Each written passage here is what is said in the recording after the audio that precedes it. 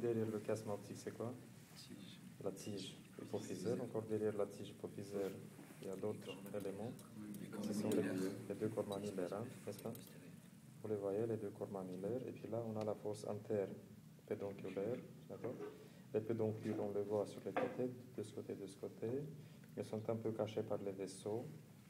Tout d'abord, celle-ci, c'est la basilaire. On voit qu'elle donne les deux branches terminales, les deux artères cérébrales postérieures. Et puis ensuite, en avant, on a les deux artères cérébrales moyennes, les deux carotides antères, tout à fait. Depuis la carotide antère, on voit ces deux artères qui passent en arrière pour rencontrer quoi? Les artères, ce sont les communicantes postérieures. Toujours de cette artère carotide antère partent les deux artères cérébrales antérieures qui s'enfoncent dans la fissure antère-hémisphérique et qui sont reliées par l'artère communicante antérieure. Et le tout forme quoi? Le polygone de Willis. Vous observez, cette artère carotide interne donne une autre branche, c'est l'artère cérébrale moyenne. Artère cérébrale antérieure, moyenne et postérieure. Trois artères cérébrales. Et cette artère cérébrale moyenne va s'enfoncer en fait ou passe dans la vallée sylvienne. Vous le voyez? Tout au fond de la césure latérale du sylvius, hein, on a cette artère cérébrale moyenne. Très bien. Par rapport à l'origine apparente des nerfs crâniens, je vous questionne plus parce que je pense que vous connaissez déjà. Cela, c'est le nerf optique, tout à fait.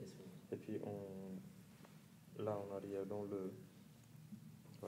la fissure, dans la fosse interpédonculaire, on retrouve le nerf 3, oculomoteur, il est arraché. Le nerf 4, ça se trouve derrière sur la face postérieure du tronc, plus précisément du mésocéphale, juste au-dessous du pédoncule quadrijumeau inférieur, le tubercule quadrijumeau inférieur. Voilà, à peu près à ce niveau, d'un côté et d'autre de la ligne médiane, en fait d'un côté et d'autre du frein du val médulaire supérieur. Et puis ensuite, ce nerf 4 va contourner les pédoncules tout simplement, parce que dans la partie postérieure, il n'y a rien à innerver, quoi. D'accord? Il passe en avant, il contourne les pédoncules cérébraux, hein, pour joindre le nerf 3 finalement. Le nerf 3. Mais celui-là, c'est le nerf 5, tout à fait, le nerf trijumeau, et puis ensuite le nerf 6 dans le sillon bulbo-pontique, juste au-dessus des pyramides pulvaires. Le nerf 7, 7 bis et 8 dans l'angle latéral du bulbe, d'accord, pour former le paquet statocyco-facial, d'accord.